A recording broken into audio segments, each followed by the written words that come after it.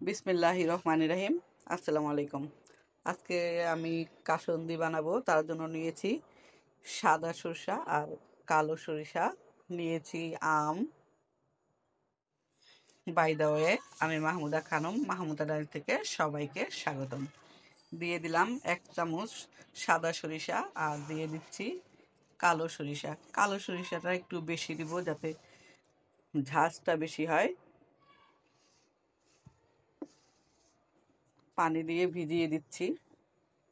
1 ঘন্টা আমি পানিতে ডুবিয়ে রাখবো।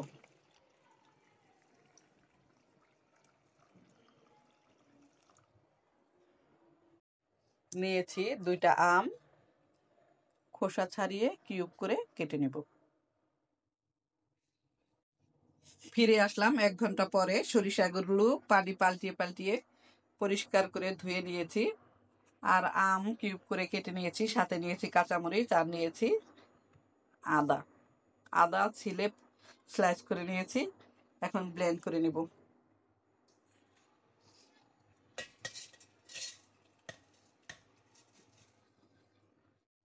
আদা, সরিষা, আম একসাথে ব্লেন্ড করে নিলাম। এখন মূল রান্নাটা শুরু করছি। এই ব্লেন্ডারের জগটা ধুয়ে পানি দিয়ে দিলাম।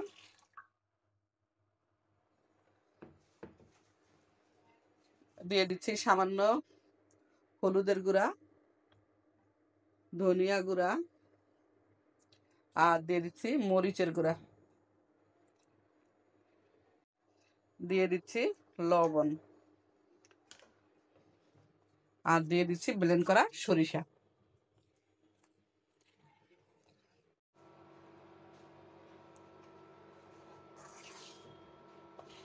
তলানিতে লেগে যাতে না যায় সেজন্য নাড়াচাড়া দিয়ে দিচ্ছি। দিয়েছি হলুদের গুঁড়া, মরিচের গুঁড়া, দিয়েছি ধনিয়ার গুঁড়া, দিয়েছি স্বাদ মতো লবণ, দিয়েছি 2টা আম আর কাঁচামরিচ, সরিষা ব্লেন্ড করে। এখন সামান্য একটু চিনি দিয়ে দিব। মিষ্টি খেতে পছন্দ করি না, একটু স্বাদের ব্যালেন্স আনার জন্য 1 চামচ, 4 চামচ দিয়ে সামান্য একটু চিনি দিয়ে দিলাম।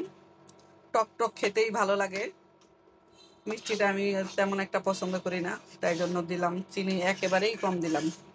4 চামচ দিয়ে 1 চামচ।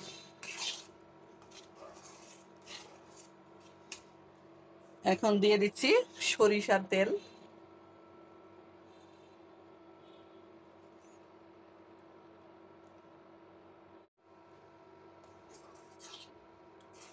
সরিষার তেল দিয়ে দিলাম। এখন আস্তে আস্তে নেড়ে চেড়ে সরষের তেলটা মিশিয়ে দিব। আমি হলুদের পরিমাণ একটু বেশি দিয়েছি, বেশি বলতে পরিমাণ মতোই দিয়েছি, দেখতে ভালো লাগবে, কালারটা সুন্দর হয়েছে।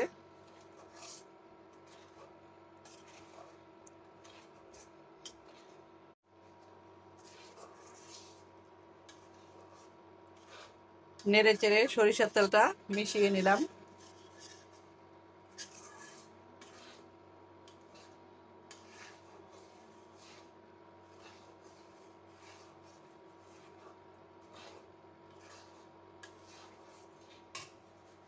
এ পর্যায়ে দিয়ে দিচ্ছি সিরকা, সাদা সিরকা।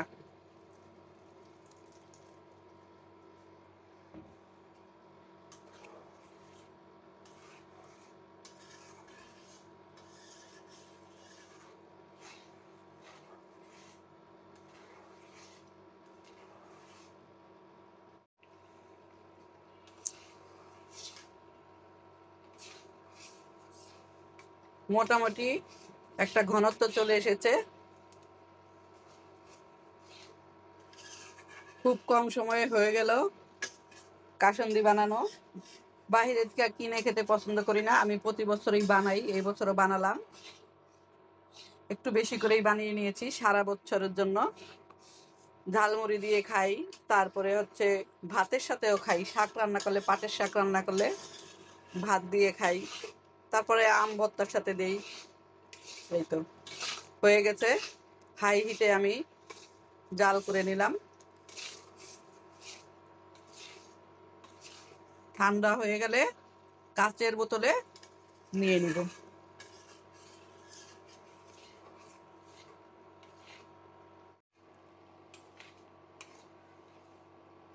চুলাটা অফ করে দিব। পুরোপুরি ঠান্ডা হয়ে গেলে কাচের বোতলে নিয়ে নেব।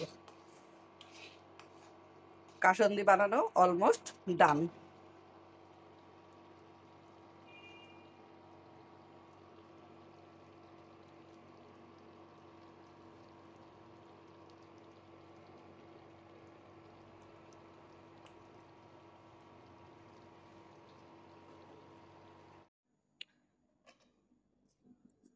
কাসুন্দি ঠান্ডা হয়ে গিয়েছে, এখন কাচের বোতলে ভরে নেব।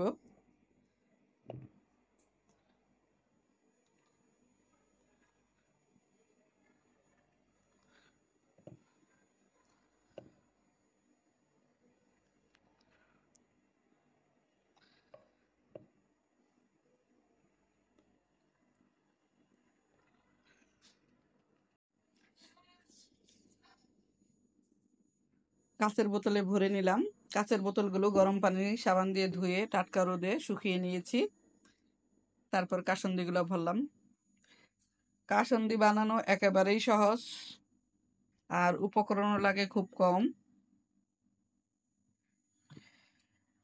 দেখতেও দারুণ লাগছে, আর খেতেও ভালো লাগবে। শাক রান্না করলে শাকের সাথে নেই, ভাত ভাত শাক সাথে কাসুন্দি খুব ভালো লাগে। মুড়ি, পেয়ারা, আম সব কিছুর সাথেই যায় কাসুন্দি।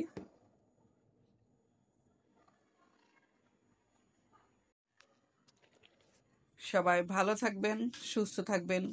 ফিরে আসব নতুন কোনো রেসিপি।